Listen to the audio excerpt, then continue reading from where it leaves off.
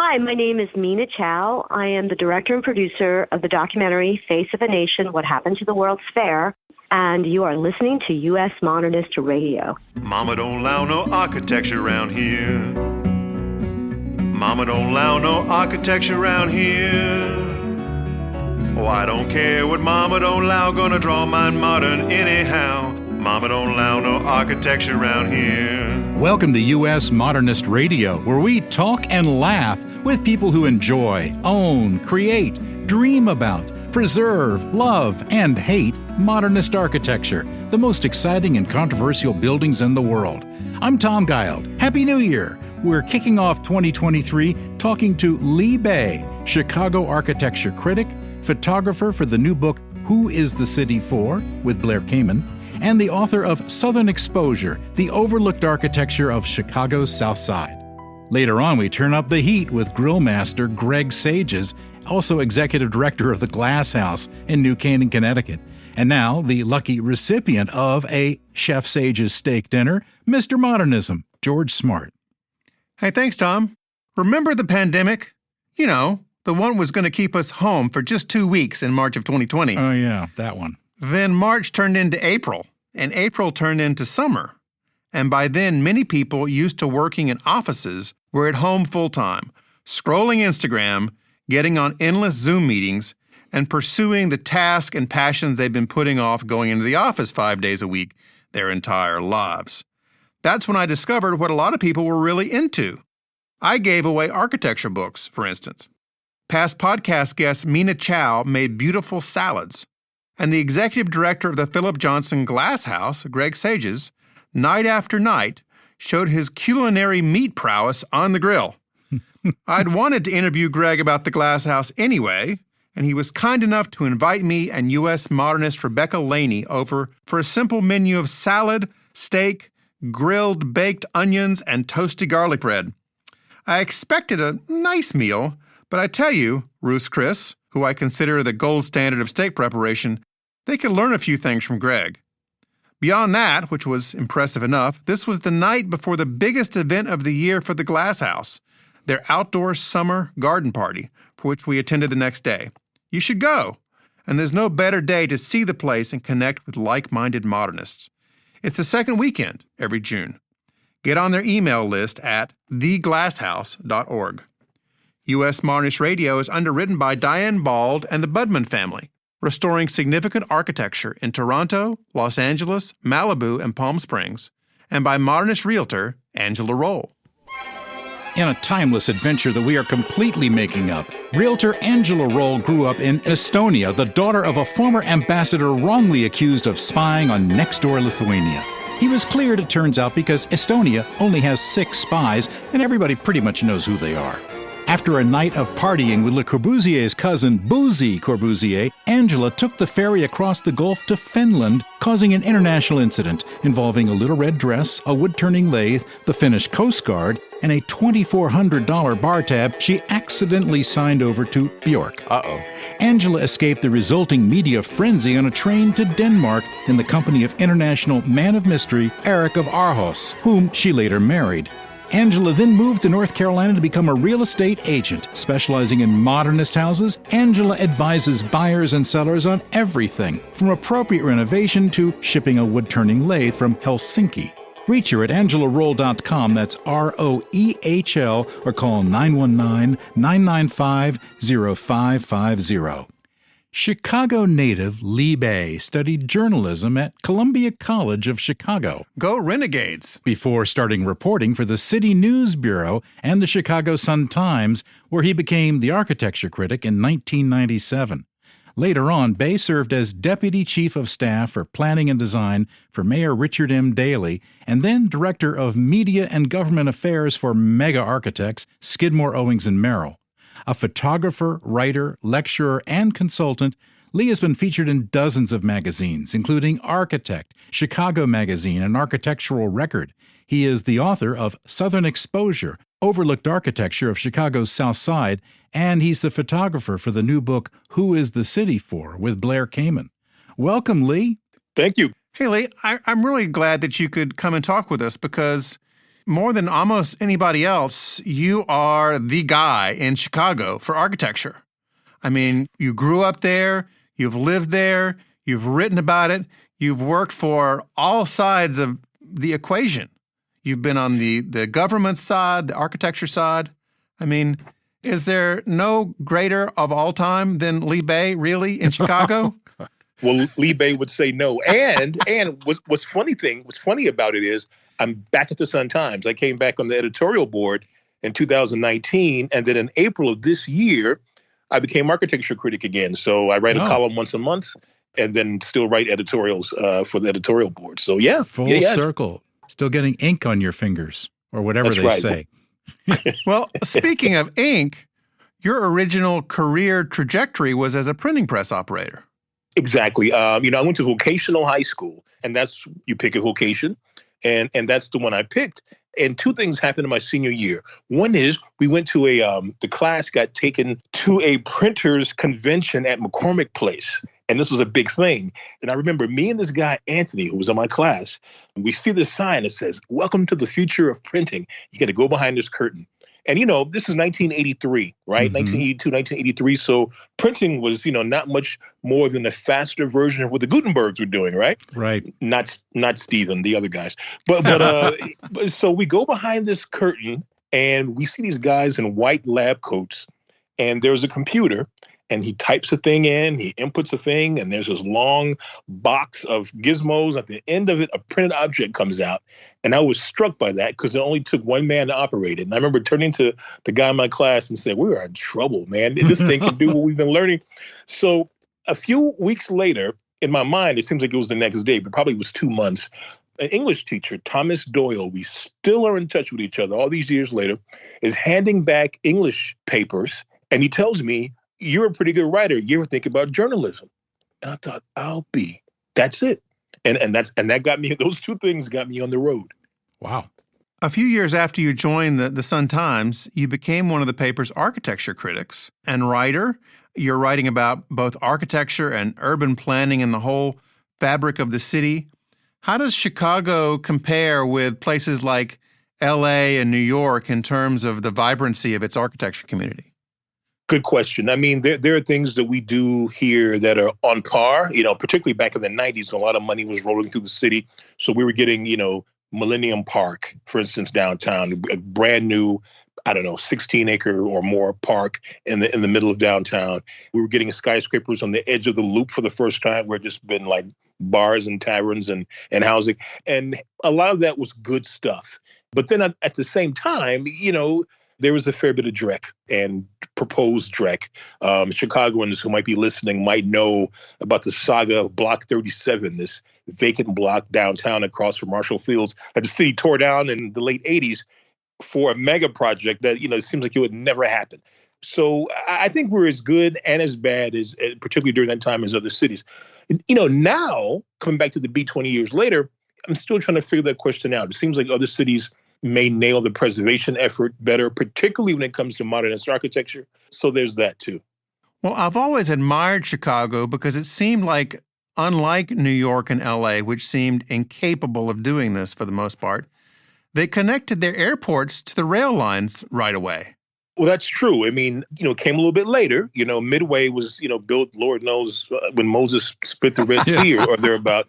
But certainly, became a full airport in the 50s. Right. But the link of the elevated train link out there really didn't materialize, I want to say, until the late 80s, early 90s.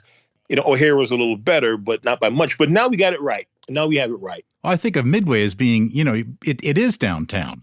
Well, Midway is 55 blocks south of downtown, and then on top of that, 48 blocks west. So it's a little bit of ways. Meigs Field was downtown, but that one no longer exists, famously. Oh, that might be what I'm thinking. That's what I want to talk about next, Lee, because I still mourn the passing of that airport. I realize it's a beautiful new park now, but it seemed like it got shut down for very weird reasons.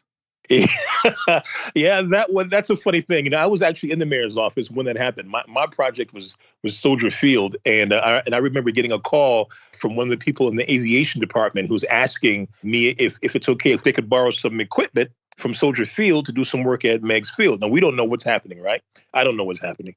And I remember saying, nope, can't do it. The mayor will have my ass if any of that equipment leaves that site and that project is 1 minute late. So he said, okay, no problem. Later on that night, I get a call from the park superintendent at the time who says, turn on the television. And all I see is blinking lights. I thought, what happened to some catastrophe? And that's how I found out that Meigs Field had been demolished, been gouged out. He put the construction equipment, put X's in the runway to decommission it while there were planes still in the airport. They had to be later on barged out. Yeah. Yeah, and this was all because he got it in his head that somehow terrorists were going to fly into tiny Meigs Field and invade Chicago. You never know. You never know. No, you know, that was the stated reason. But the real reason, maybe I shouldn't say the real reason, but, you know, this thing over the fate of Meigs Field had been talked about for decades and had been nearly closed right around the time I got to be architecture critic. So it's like something like 95, 96.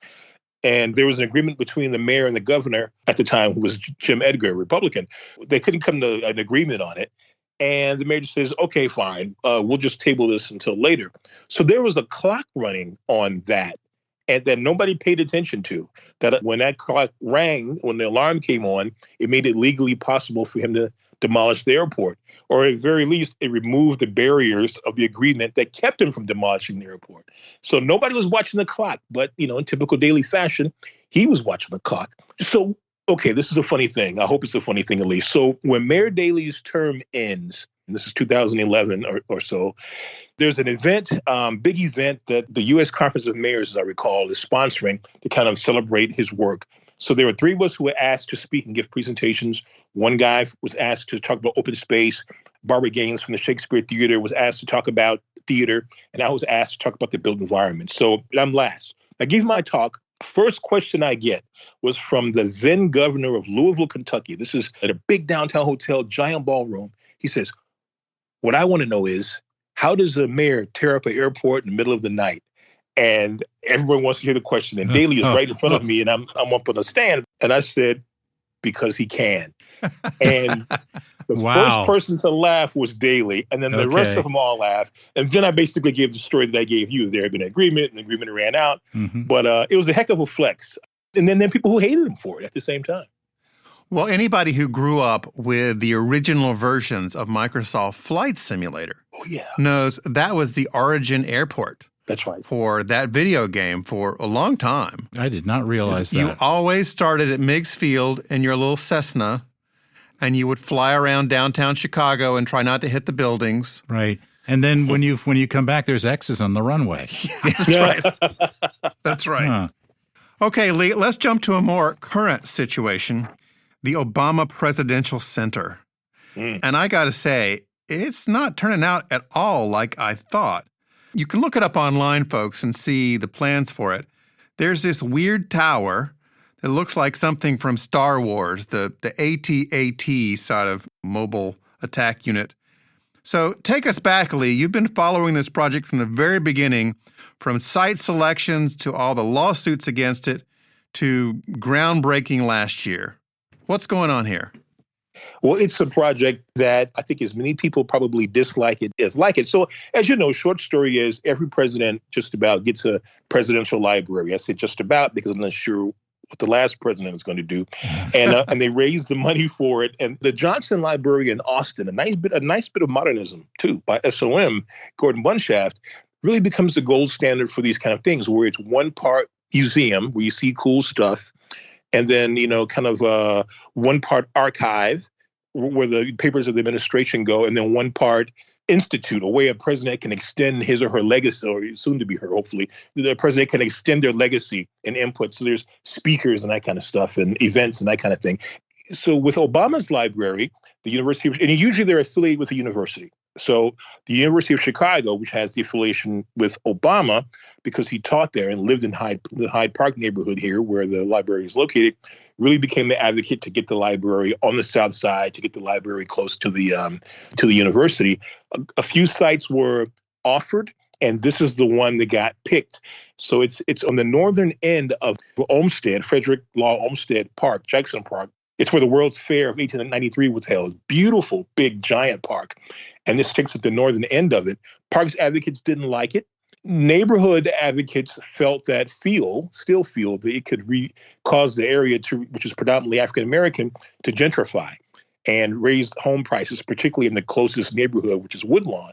And so it's been this back and forth. But the architecture of it has kind of taken a back seat to it. In the Southern Exposure, when I was writing that book, the renderings had just been released when I was putting the book together.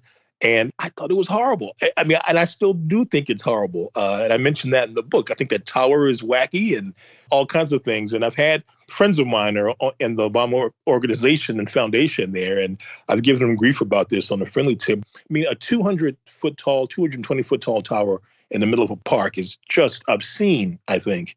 And I think as it comes out of the ground, even some people who advocated for it were like, I don't know if this is what I was asking for. Yeah, this is the kind of thing our friends, the classicists, like to complain about. When modernist architecture comes out and it doesn't make sense even to the modernists. Yeah. And your description of the tower is absolutely right. You know, if you have to build a museum in the park in the 21st century, you would think you would want it to be organic. The technology is here with us now that you can make it look like it just grew out of the park. It's kind of an organic conclusion to this green space. And this one, at least in renderings, does not seem that way at all. Well, it's going to be big, too, and expensive. What, $500 million to build it? Yeah, $500 million, maybe a skosh more. Yeah, and then you still have to staff it and fund it and put stuff in it. But yeah, it's no small thing. Just a skosh, Tom. I think I should raise your payment by a skosh. By a skosh. Yeah, by just $4 or $1 $5 million. Yeah, easily, easily. Well, speaking of Star Wars, that I think that tower looks like. I'm trying to remember, Lee. Didn't George Lucas want to put the Star Wars museum there at one point?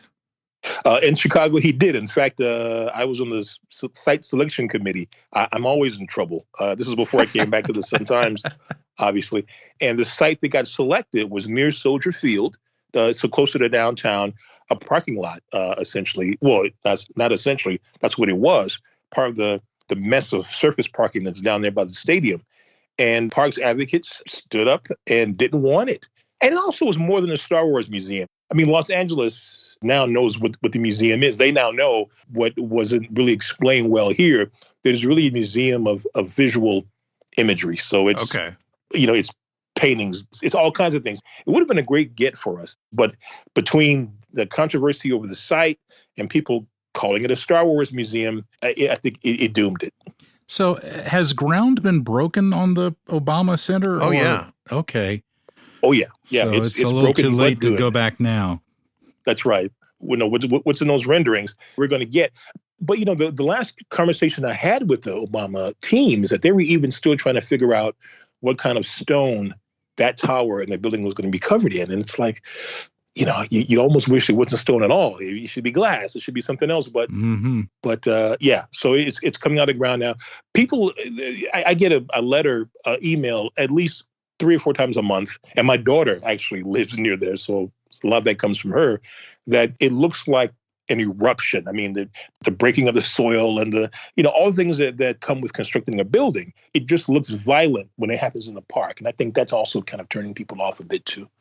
Well, let's shift to the broader spectrum here. You have been documenting modernism in Chicago, and we thank you for that. Thank you. Everybody knows, some of the big names like Mies van der Rohe, but who are some of the lesser-known modernist architects in the South Side or anywhere at Chicago that people should be helping to preserve their work? Well, number one on my list is always John Matusimi. John Matusimi was a Black architect, best known probably for designing the Ebony Jet building, the former now Ebony Jet building downtown at 820 South Michigan. But in addition to that, he did a host of buildings, high-rises, homes around town. But we're not talking about an architect who passed away in the 50s, I guess is what I'm saying. So a person who, was active in the 60s and 70s and 80s.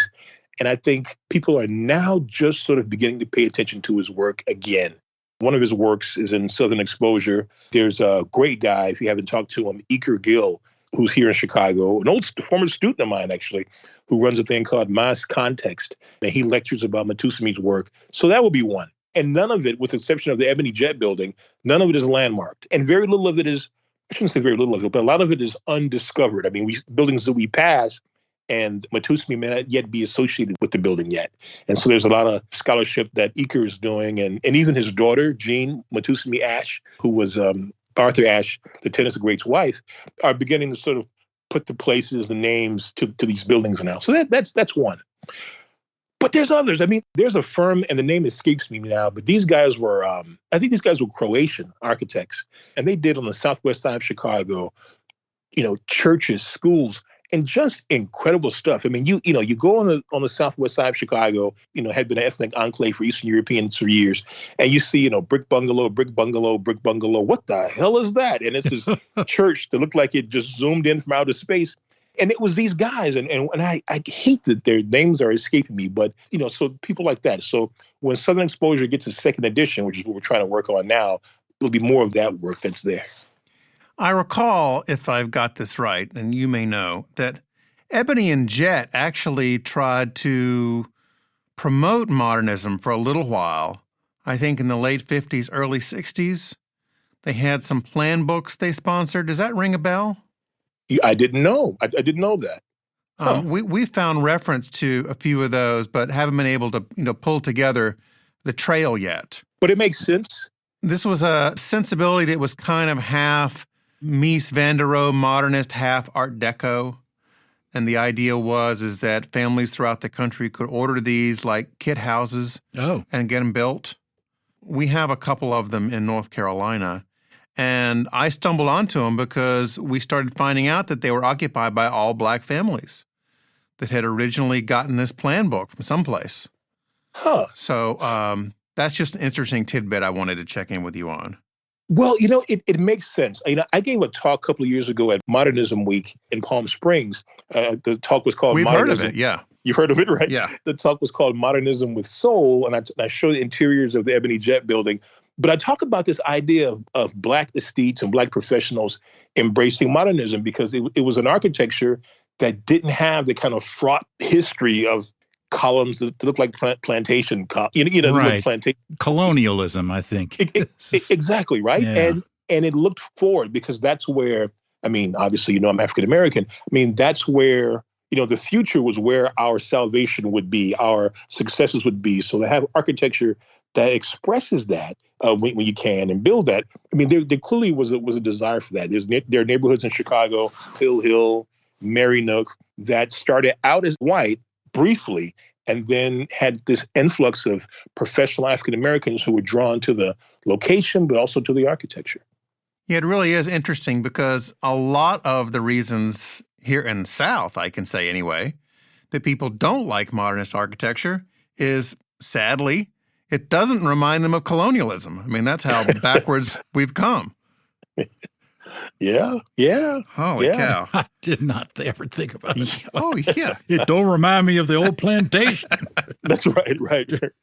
This house doesn't have a porch where I can drink my mint julep on. I look at the workers, because that's what they are now called, right? The workers. Yes, workers, the happy workers. The happy workers. Yeah. Right. They were guests, like in a guest house. Mm-hmm. That's right. Just right. On one of your books, you said that you wanted the readers to feel cheated. This was Southern Exposure. So what does that mean exactly? Is that like you want them to come back for more? Yes. I wanted people, particularly longtime Chicagoans, to be mad that they don't know about these buildings. I want them to be mad about them at themselves for not going to see them. And you know how Chicago is. Chicago literally is a city of neighborhoods, and many of those neighborhoods and those sides of the cities are marked off by racial boundaries. So, North Siders typically won't go to the South Side because of all the predominantly black South Side. Right, because it's the baddest part of town. It's the best side, right? That's right. Jim Croce tried to tell us, and we weren't listening, right? Mm-hmm. But and so they won't go to the West Side, and it's so walled off from their existence. It's amazing. And I mentioned in the book maybe I took it out, I can't remember. But there was a line that was destined for the book, one way or another, where people, they come to some South Side neighborhoods and they're surprised that there's houses and people there. And I think to myself, I wonder could I go to the North Side? I'm a South Sider and I'm a Sox fan, right? White Sox fan. Uh-huh. And the White Sox play at we still call it Comiskey, on the south side. Could I go to the north side and stand in the middle of Clark and Addison and say, what, there's a whole other baseball? The Cubs? What is this? Another baseball team? And write about it. And I mean, people would think you idiot, man. Of course there's another. And so that's the kind of thing I'm talking about, that people have been, and the South Side is the largest part of Chicago, as I mentioned in the book. It's as large by itself as Philadelphia, the whole city of Philadelphia. I did not know that. Talking about this like bit of 2-block by 8-block radius of buildings. How come we haven't seen that? We're talking about 60% of the city's landmass that's just forgotten about. So I wanted the book to show these places and this great architecture. And I want people to be mad. Think, why don't I know about this? Why didn't I find out about this? And why didn't anybody tell me about this? All of that at once. Lee, last summer, you were really kind of the Steve Harvey of the AIA Chicago conference. You were hosting. Do I have to be Steve Harvey? Can I be Adam Wade? Look him up. Sure. Okay. I don't want to be Steve Harvey. Okay. All right. But I understand your point. I understand. Ryan Seacrest. I'm just throwing out hosts. Adam Wade. And he just passed away a couple of weeks ago. He was a singer-songwriter, but he also was the first Black game show host and an actor. Great guy. Really? All right. Hang on a second. Yeah. Let me look this up here. Adam Wade. There he is. Yeah. Mm-hmm. Yeah. Huh. I think I remember seeing that obituary. Musical chairs. Yeah. 1935. Well, what do you know? I want to be him. He's better than Steve Harvey. Okay. He's got a hell of a stash. Wow. He sure does. He's got the full 70s right there. Mm-hmm. Okay, so you were all over this conference hosting panels and things like that. And that was about the same time that Obama showed up to give a talk. Did you guys get to chat any? We did. At the end of this chat, he walks off the stage as I'm walking on it, and we shook hands and chatted very briefly because I had to go back on the stage and close it out. But it was great seeing him. I mean, I hadn't seen Obama since he was in the Illinois Senate, back, right. Some years ago. So it was good seeing him. Yeah, it was really interesting at that because, I'd always heard rumor that Obama had an interest in architecture. He'd considered it as a career. Is that true? That is true. Talked about that too. Yeah, that is true. Wow. I wonder if Donald Trump considered architecture early in his career. Oh, please. Well, yes, he certainly has had an impact on some architecture. Yeah, it's all gold. Yes. Right? Yeah. That's right. But I wonder what kind of buildings Obama would have turned out. Well, we're going to find out, right? I think I'm glad that he's stuck with his career. Yeah, you stick with the knitting there. Right. Yeah.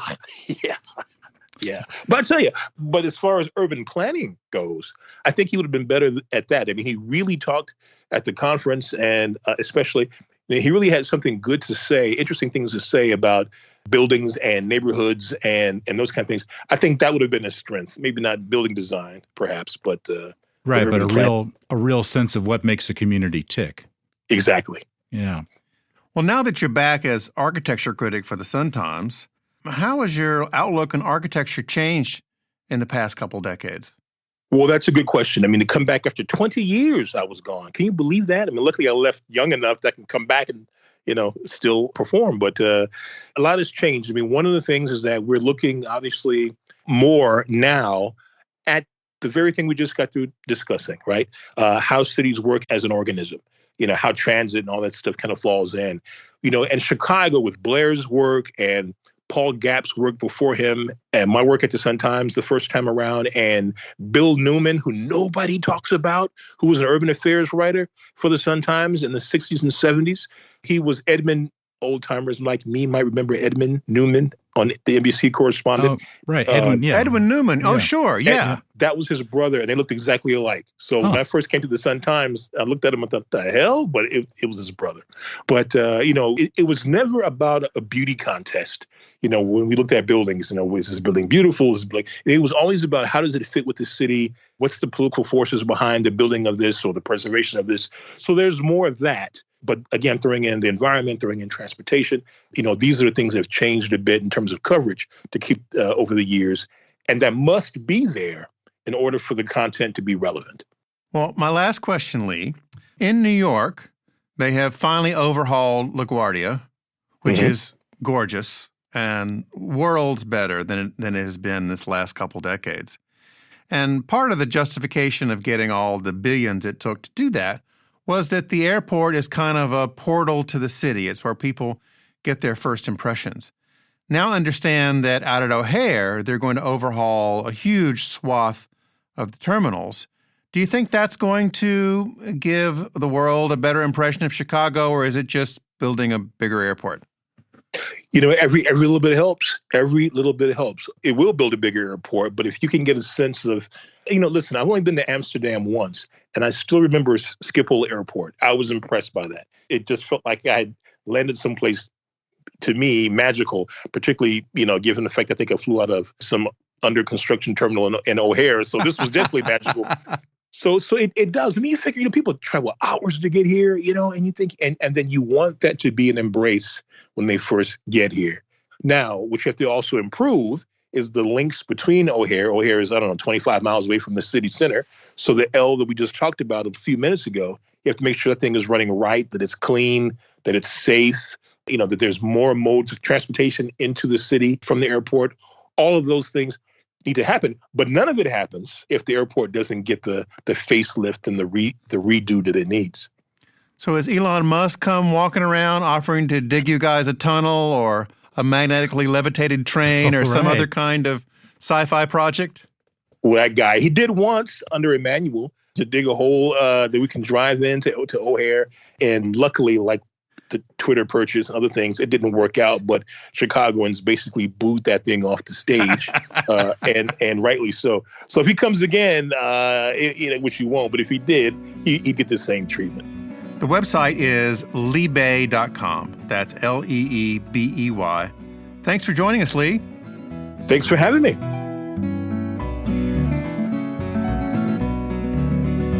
Greg Sages graduated from Stanford's Rippewam High School. Go Warriors. And followed that with a BS and an MBA from Penn State. Go Lions. He spent nearly 25 years in corporate finance for firms like Asea Brown Boveri, Tenneco, and UIL Holdings before working at the Glass House. It's a 49-acre, 14-structure modernist property in New Canaan, Connecticut, originally designed and built by Philip Johnson. A National Trust historic site, the Glass House features a permanent collection of 20th century painting and sculpture collected by Johnson and his partner David Whitney. Greg Sages was named executive director of the Glass House in 2015, and he works tirelessly to preserve the buildings and attract visitors and donors through programming and exhibitions. With apologies to vegans, George starts this conversation outdoors, grillside, with Greg Sages. You can hear this great sound. Oh, yeah. And now Greg is pouring the sauce. Soy, which then will create the sizzling sound that you're looking for, and adds a little flavor to the steak. And I'm hoping that my foam on the microphone won't melt over this intense heat. If it does, you can just eat it. So tell us about this wonderful device, this Weber grill that you're working on. Yeah, always been a big fan of Weber grills. This is a gas grill, which allows me to cook no matter what the weather is. I can fire it up and not have to invest the time to get it going. This is a model Summit 670, and the reason I have that is because the family gatherings that we would have for holidays would always be at our house because we had the youngest children, and that meant for things like Christmas and Thanksgiving, I'd be grilling 2 turkeys. And this is one of the few units big enough to accommodate that, because we used to have some sizable family gatherings. As the kids have grown and moved out of the house, the need for it is less, but occasionally I have an opportunity to fully utilize the size of this particular grill. Now, Greg, I am a Walmart griller. I bought mine for like $89.95, and I only have 4 controls on the front, but I see a whole display panel here of things. What do all these knobs do? So there are 8 knobs that control the burners for the grilling, and there are several knobs that control a back heating system, which I'm not using now. This grill can accommodate a spit. You could put a chicken or a turkey on a spit and essentially create a rotisserie where the flame would be coming from the backside and cooking it. Have you ever done that, like with a turkey or a bird or some wild animal running through your yard? I grilled 2 turkeys for major holidays here, but no, I haven't used the spit to do that. We also have a device over on the other side here for barbecuing chickens and things like that does use charcoal and creates a different kind of flavor. But there's a lot of time required to make a product. This would be called a smoker, essentially, Smoker, right? Yeah, it's a Texas smoker. It's not like the lightweight ones that you might find at a Home Depot right now. My wife found this, and she's in love with it, but I'm not in love with the effort required to cook. How long does it take to cook something in a smoker? So you can slow cook things in a smoker that probably take 4 or 5 hours. You can do brisket, you can do the chicken, you can do a beer can chicken, all different kinds of things. But time is the one thing I just don't seem to have enough of. So I tend to use the Weber Summit. In fact, I got to turn the meat. Oh, it's turning meat time. And of course here we have some really nice professional tongs that look like they could extract an engine if they needed to. It's a Father's Day gift from the kids. And over on the side, of course, there's a utility stove area. So I can do vegetables on that side grill. I can do onions, things like that for various meals. I tend not to use that as often, but the grill I use quite a bit.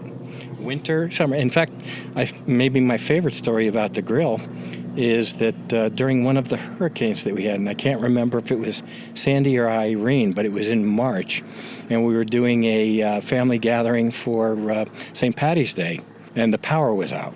I mean, it was a terrible storm. The front door, screen door got ripped off the hinge, and power was out, and all the family was there. So I ended up cooking corned beef on the grill. Nice, nice. Well, let's sit down and talk for a few minutes about the glass house while this is cooking up. Sounds good. Greg, when the pandemic hit, you're running a major cultural institution here in town. How did it go? Well, it was the best of times. It was the worst of times. You know, I think it was in March that we really got noticed that we were going to have to vacate the offices for a period of time. We were in the planning stage for that 2020 season. Yeah. The way it impacted us was that, we were expecting to do 2 weeks, flatten the curve, and then get back to business. So initially, we weren't too concerned. But as things... This was just going to be over, very quickly, right? That's what was kind of conveyed to the public. Obviously, it didn't work out that way. And so, we had to follow both the CDC and the governor of Connecticut's guidelines. And one of his guidelines dealt with social distancing. So the impact that had on us was that we have a small vehicle. We have a permit that requires us to use that vehicle to convey our visitors from the downtown visitor center to the site. Our visitors are not allowed to drive directly to the site. We couldn't achieve social distancing, so I got special dispensation from New Canaan's Planning and Zoning to have a limited number of cars drive direct to the site. And what that meant was that the volume of visitors was down from a level that, even with full volume under our permit, was inadequate really for what we do at the Glass House. But we were further restricted then in terms of how many people we could have. We also couldn't put people inside the buildings with our educators. Yeah. Yeah. So the people came, they had to stay outside, basically. Which, at that point, they were looking for something to do. And it's interesting because we had just completed our strategic planning update just before this in December. And a lot of people don't realize that Philip Johnson was also a landscape architect of some renown. And one of the things that we had in our strategic plan was we need to broaden our audience by reaching out to fans of landscape. So this kind of was opportunistic for us to emphasize the landscape, so we did that. But inside the buildings, we couldn't put people in there. That meant that we had to reduce the ticket price. We weren't offering the same experience. Sure. And it also meant that people weren't traveling. On a non-COVID year, we'll draw people from all of the 50 states and 50 countries around the world. That obviously was not going to happen with COVID. But I use the expression, we tried to make lemonade from lemons, do the best we can. And, we were lucky that the local audience was supportive, and they came out, and they were looking for things to do.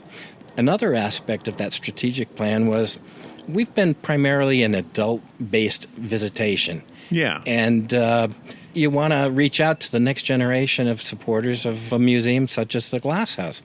This also allowed us, the ticket price was now lower. People could bring their kids, and we didn't have to worry about them bumping into priceless artworks inside the buildings. And they could enjoy the landscape and get comfortable with the Glass House. So, again, we tried to make lemonade out of lemons, and those landscape and younger generation were some of the positives that occurred for us during the COVID era.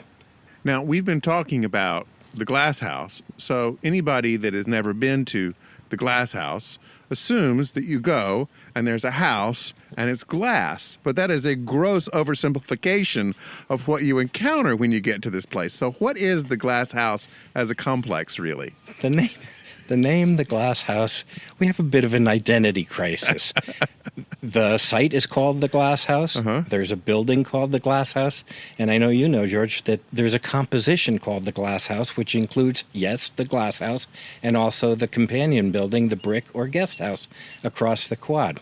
So, yeah, we have a bit of an identity crisis. But overall, the site is 14 structures, 49 curated acres. Philip Johnson was a landscape architect, as I mentioned. And then we have a museum-quality collection of contemporary art and sculpture that Johnson and his life partner, David Whitney, accumulated during their period together. Many people don't realize how substantial the collection was at one point, and the fact that Johnson is either number one or number two in terms of artworks that were donated to MoMA.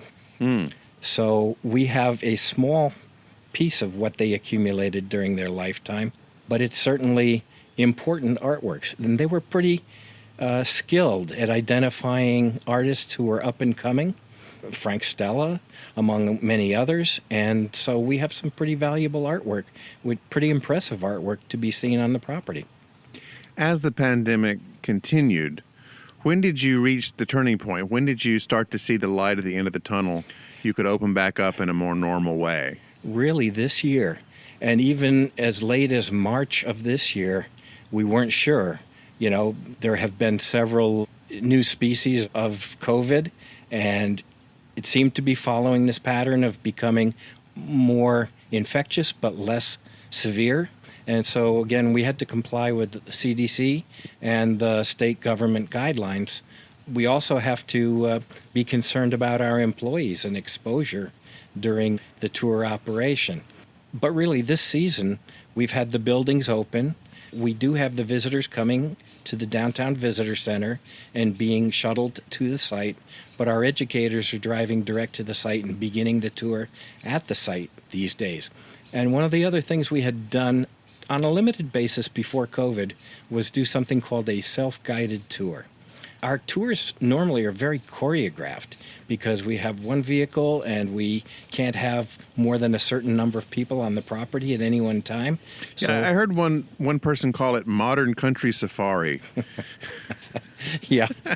So now, what self-guided tours do is allow a visitor to decide where they're going to spend time. And we put the educators at various locations on the property. And then, as people have questions, our educators, who master a ton of information because it's art, architecture, landscape it's architecture, huge amount of data, and design. And they're not doing it for the money. Yes, we pay them, but certainly many of them have master's degrees in art or architecture or art history, and they command a lot of material. So they're our face to the public. So between that and the team that keeps the site looking beautiful on a daily basis, we're blessed. Yeah, there's a particular guy that we talked about earlier that has been there quite a while, even back when Johnson was there. Well, so that's our senior buildings and grounds manager, Brendan Tobin, who started on the property as a high school student working with a contractor on the property. And as I understand it, David Whitney identified him as being smarter than the average contractor, and he hired him, and Brendan has been with us ever since. Brendan is incredible. And one of the other benefits is that he knows how Johnson and Whitney wanted the property maintained, and he conforms the property to their wishes. Now, we'll talk about the party in a second, but the way you get to the Glass House and its complex of buildings, if you come up from New York City, you can take a nice little train ride to the end of the line in New Canaan, which has got this little tiny train station like being a model railroad set. Very small, beautiful, right? Yes. Right in downtown. And then your visitor center is right across the street. It's right? directly across the street, a couple hundred feet. Yeah. And then we also have a design store at our visitor center, which sells items that either were in fact used by Johnson and Whitney on the property or are consistent with the style that they had when living on the property. And it's been acknowledged by the Wall Street Journal as one of the best design stores in the country, and we're proud of it. And it started out, interestingly enough, selling finger puppets and pencils and books. And books? Books are great. Yeah. But how many finger puppets and pencils do you have to sell to have a financial impact, a benefit to the site? Yeah. How many? Is there an answer? How many finger puppets, Greg? Probably 10 times our annual visitation. Our annual visitation has been in the 13,000 a year range. I did get that raised again up to 15,000, but again, just in time for COVID, and we didn't actually experience that level of visitation and are not experiencing it at the moment. But needless to say, selling finger puppets and pencils was not going to help sustain 14 structures, 49 curated acres, and the collection of art. So what happens with that kind of limitation? Does the 15,001 person get turned away? Essentially, yes, because we do, as I mentioned, kind of choreographed tours. Yeah. And we sell all tickets in advance, again, in compliance with our permit, and it's done online. So if there's no ticket available, then, Yeah. we would have to turn away. So at this store, since I can't buy a finger puppet anymore, I guess, right? Right. So what are some of the fun things that people can buy there? A full range. Tea kettles, keychains, but they're tied to the legacy of the site. Yeah. Books, all kinds of books on I bet architecture. you have a lot of books. Yep, and that's been a consistent contributor.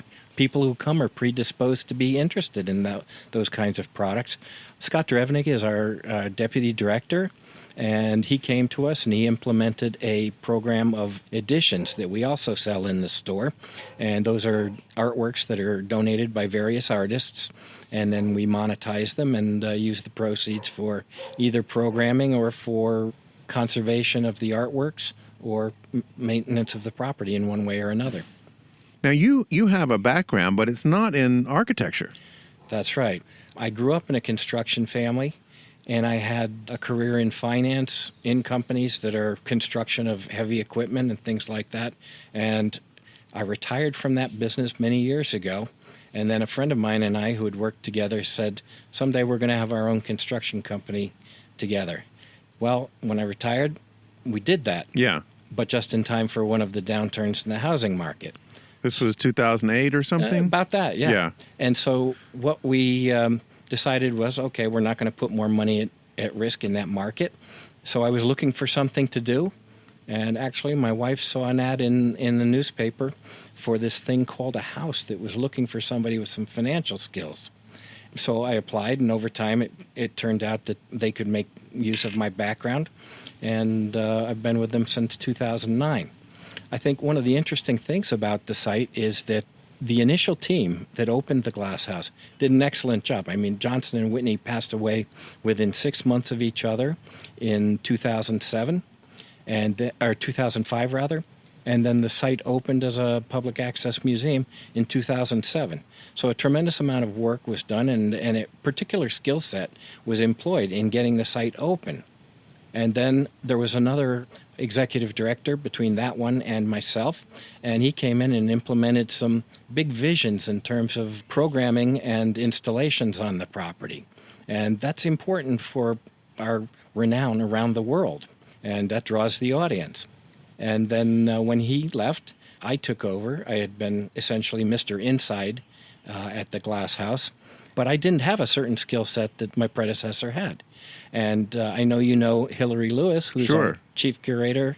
She was interested in coming back to work, but she was still heavily involved in a magazine business. And then we were also working on the sculpture gallery restoration at that point in time. And we had to tighten our belt a little bit to get that project done. So Hillary and I agreed we'd keep talking. And a year later or so, she gave me a call and said that she was winding down her involvement with magazines. And I said, well, this is perfect timing. And then we got together, and she's been with us ever since. Now, she never left because her involvement with the site Yes. goes back to pre-opening and helping to design the tour operation and the content that's delivered to the public. And she worked with Johnson directly on a number of projects, including several books. Yeah. So I've told you before, I am blessed with the team that I have working at the Glass House. Brendan on the site management, Hillary in terms of curation, and also Krista Carr that I know Rebecca has met. Yes. I've not met her yet, but I've talked to her for about 4 years. Well, again, I'm blessed. I mean, she was a hotshot in working in Manhattan, and she and her husband decided to move out to the suburbs, and she wanted to spend more time raising a family. And the Glass House was an international kind of entity, and it presented an opportunity for her that was flexible in terms of the hours. I mean, I will get emails from Krista at 2 a.m. because that's when she can do her work, and I'm just blessed. Well, let's talk about this party that you have every year when there's not a pandemic. It happens in June, and it involves the 500 people that you're permitted to have come on the property for this one special day. And people come to that party from all over. Yes, they do. So I'll just step back and say that, we have an operating permit because we're a non-conforming use in a residential zone. The property was Johnson's residence. Yeah. And then when it opened as a public access museum, it wasn't in conformance with the residential zoning. So we have a lot of restrictions. Yes, we're allowed only one annual fundraiser per year. I've grown the number of people that are allowed at the fundraiser, starting at 250 people when I came on board, and now we're up to 500 people. And we've been able to do that because we've, in increments, demonstrated our ability to manage the size of the function without impacting the adjacent neighbors who have Right. a right to quiet enjoyment of their properties. Right, sure. So we will have approximately 500 people. I can't tell you the breakdown this year of where they're coming from, but you're right, they come typically from around the world. It's kind of a big deal party. It's the second Saturday in June every year. So as a past and current participant at this party, I can tell you a little bit what goes down, folks. You can go to the downtown location, take the shuttle in, or they have for this day set up a school parking lot that you can park in and walk about 4 minutes down the road onto the property. And then they'll start off with usually great drinks and past appetizers that occur for a while. And then some sort of very unusual but artistic entertainment will take place. One year it was an aerial wire walker, very famous. This year I believe it's going to be a tap dancing. Tap dancer, and Right. we'll have DJs spinning some music as Yeah. we do each year. And then there's a dessert course, I believe, that gets strewn about. Then there's also a box lunch sort of entree phase Yes. in here. So there's a lot of good eating that takes there's place here. good eating. I mean, New Canaan has a large number of exquisite restaurants. It's a great town to visit, even if you aren't coming to our fundraiser. But we've been blessed over the years with the success of the various restaurant caterers who have supplied the food to our party. Yeah. So to finish up, Scott, I just want to ask you this one question, which I've been puzzled about for years. Did the expression, "those who live in glass houses shouldn't throw stones," did that originate with Johnson? Not to my knowledge, but I can't tell you the number of times people have said that to me. They also question, how does somebody live in that environment? Well, Johnson initially started with 5 acres in what was a pretty quiet town. Yeah. So there are 2 factors as I understand it. One was that nobody was looking, and the other was that he didn't care even if they were. And then he expanded over the years, and we now have 49 acres. It's beautiful. It is beautiful. And it is available for one-night rentals to experience it, because living in a house, it depends on the weather, but... Okay, let's back up here to one-night rentals. So someone can stay there? Yeah. Really? Yeah. Now, we're not a venue for hire, and Yeah. we're not a bed and breakfast, but it's a form of fundraiser that we do on a very isolated basis. Yeah. And it's pricey to do so. Yeah. Yeah. So people can just write in and inquire about this if they're really serious? Well, they can. It's on our website. Okay. Has Brad Pitt come through yet? No. Typically, I'm talking about architects or corporate people that have the desire to experience. Because I would think for sure Brad would want to come through here and do that. When we're finished, I'm going to get on the phone and give him a call. Thank you so much. It's been a pleasure to talk to you, Greg. It's been a pleasure for me. Thank you. That was George talking and eating with Greg Sages. Thanks for listening. U.S. Modernist Radio is underwritten by Diane Bald and the Budman family, restoring significant architecture in Toronto, Los Angeles, Malibu, and Palm Springs, and by Modernist realtor Angela Roll. Okay, Tom, it's a wrap. Visit usmodernist.org's massive archives to listen to past shows, discover documentation of 15,000 significant modernist houses, and access 4 million pages of classic 20th century architecture magazines. U.S. Modernist Radio is produced by Soundtracks Recording Studios in Raleigh, North Carolina. Our theme song was performed by George Smart and Robinson Earl. I'm Tom Guild. Kelly Policelli, who I just met for the first time in person, handled guest research. U.S. Modernist Radio is a production of Modernist Archive Incorporated, a nonprofit educational archive for the documentation, preservation, and promotion of modernist residential design. We'll be back soon with another delicious, medium-rare, meat-based edition of U.S. Modernist Radio.